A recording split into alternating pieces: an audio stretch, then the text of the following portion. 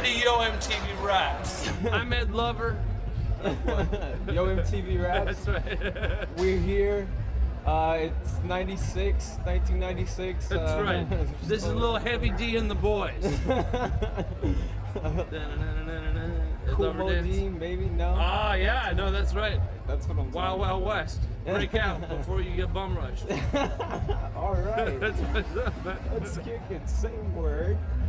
All right, so we're here with John Dariel. What is the name of your band? I'm John from the Mountain Goats. We sing songs. All night long, you giggle and scream.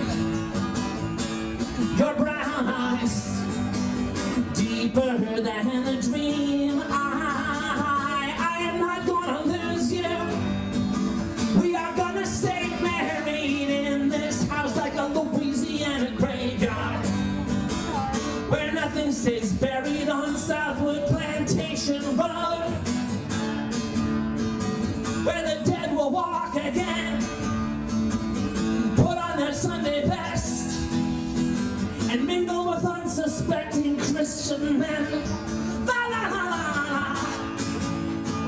You are definitely known as a prolific writer. Do a lot of work, yeah.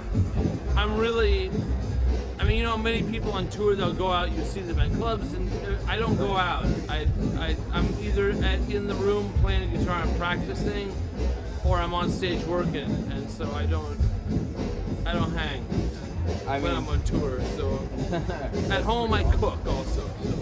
Oh, you're a cook? Yeah, I cook for my wife. Do you have a... I recommend cooking for your wife. It's the greatest thing. Uh-oh. Oh my God! John Darnielle, the Prince of Darkness. Poof, in time. Here we are again. You said you had a couple of verses you were willing to throw down just in case. No. I will not freestyle on camera. All right, just kidding. I'll tell you my 2 lines from the rap that I have prepared in the event that my friend Aiden in Language Arts, what's up, Aiden? Durham, North Carolina is in the house. In case he ever calls me up, I have 8 lines in case I have to throw down. I rep 27707 all day. Ain't that hard to find. I live around the way. Thank you very much. All right, that's a good start. You know, getting there. It took me 4 years to work that out. Whoa, whoa, whoa. As a writer, are you also a prolific reader? Do you have any sort of writers that you like to kind of draw from? Yeah. I mean, it's funny because if you get asked the question a few times, you feel like you're recycling the answer, but it's true. The writers who inspire you when you're young, I think they really stick with you really heavily, like Joan Didion, John Barryman. Those are my 2 big ones, William Faulkner. I mean, I was inspired by the early NWA 12 inches. Now, I don't write raps, but I mean, that stuff was so clearly bent on carving out a space that belonged not just to them as people, but to Southern California, which was a latecomer to the game, right? And you had these people who were bent on being taken seriously, right? And I'm inspired by that kind of thing, like by people who, whatever rejected region they're from, want to say, no, I count, right? And I think that's part of why Joe Didion's a Californian. California used to be a big joke. So Sometimes you know some guys, and yeah, man, and they seem like good guys, so you try and stay in touch with them, but one day you stop by to see what's going on, and the house looks kind of...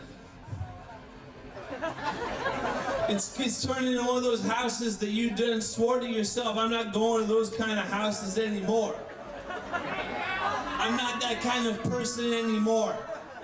I know I was that kind of person, I accept that, and I don't lie about it to people because I gotta keep it real, but that's not the kind of house I hang out at anymore with that guy. But at the same time, you don't want to be a lousy friend and never say hi to your friend, but when you go there, it's a bad situation. And when you try and raise the question, he just turns the television up and the volume keeps moving and moving until it's really overwhelming and oppressive.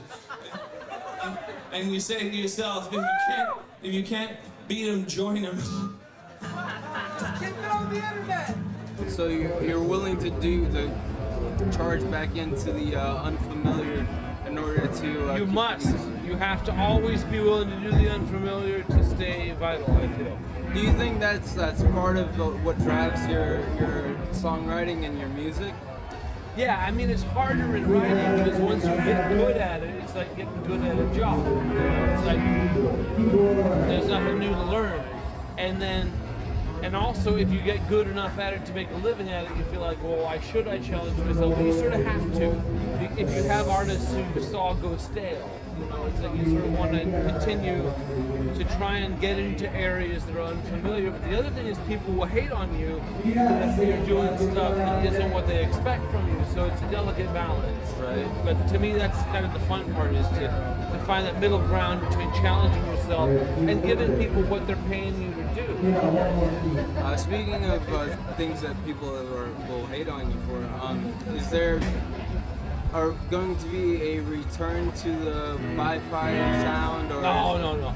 That's the thing, is like that's a time-bound thing. And I feel like it would be a nostalgia trip to do that, and you can't do that. It's like, you could refer to it once in a while, you could do it as a fun thing once or so, but if you hear anybody who's just trying to do it strictly old school all day, they sound like corny old guys. You can't do that. Right. You must always move forward in your life and in your art. In your art, you have to always be. And if people get mad, then I'm sorry. I'm sorry they can't come along. But if you do the same thing always, you become an old person.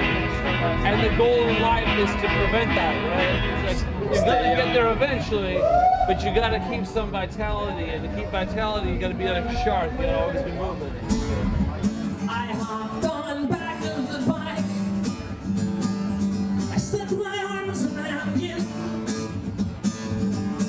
I let my face sink down, down into your hair. I inhaled as deeply as I possibly could. Well, you were sweet and delicious as the warm desert air, and you pointed your headlamp toward the horizon. We were the one thing in the galaxy God didn't have his eyes on. 900 cc's of raw whining power, no outstanding warrants for my arrest. I did a little DD. God damn, the pirates laugh for me. Buddyhead.com, one of the finest websites in the history of the internet. If you had a chance to have I can't. rumor That's going made- to wind up being a goddamn animated GIF, and I'm going to really regret that I made that face. And I want to go on record as having said I'm sorry. We got it. We That got I it did on that. I tape. know it's too late now. I'm doomed now. You know, stay fresh or not stay fresh doesn't matter anymore.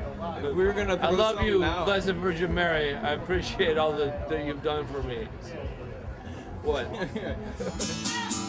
Well, I just like readers of Buddyhead to know that I was down with metal before guys who looked like me were down with metal, right?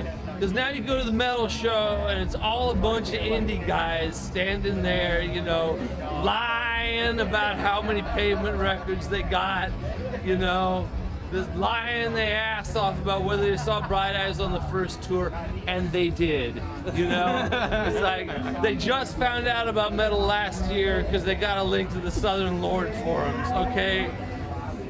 Die screaming, I saw Celtic Frost in 1986. Peace. Done. Wow.